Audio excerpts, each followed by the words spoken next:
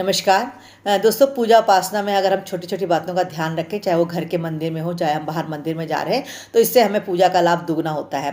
तो सब बात करते हैं, सबसे पहले अगर हम शिवलिंग पर जल चढ़ाने के लिए शिव जी के मंदिर में जा रहे हैं, तो हमें सिर्फ़ शिवलिंग पर ही जल चढ़ाना है।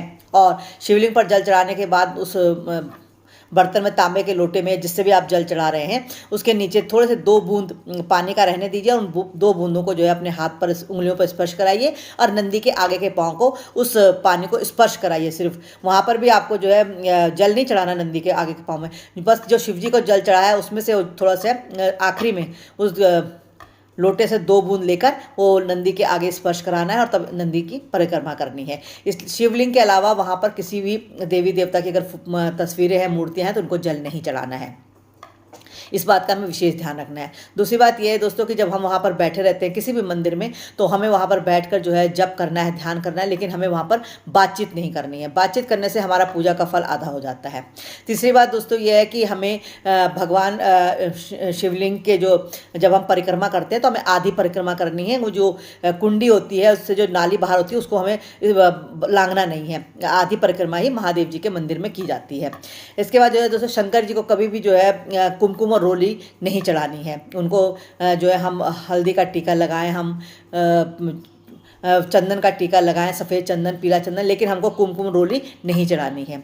मंदिर में जाकर दोस्तों कभी भी जो है हमको देवी माँ को जो है, तो हम लाल सिंदूर चढ़ाएं देवी माँ को, तो लेकिन दुर्वा देवी माँ को नहीं चढ़ानी है। हमने जो है जब भी जो है वहाँ पर मंदिर में जाएं, तो हमें इस बात का ध्यान रखना है कि हम जाते समय तो घंटे बजाएं, लेकिन आते समय में घंटी नहीं बजानी है। इसके अलावा मंदिर में जाते समय दोस्तों हमें जो है मंदिर के अंदर ना हमें किसी का अभिवादन ना करना है और ना स्वीकार करना है, ना खुद करना है। यानी कि ना किसी को प्रणाम करना है, ना किसी का प्रणाम स्वीकार करना है। घर के मंदिर के बाहर आकर हम ये अभिवादन स्वीकार करें, क्योंकि अंदर हमें भगवान के मंदिर में ये नहीं करना है। कहते हैं ऐसा करना भी अच्छा नहीं माना गया है।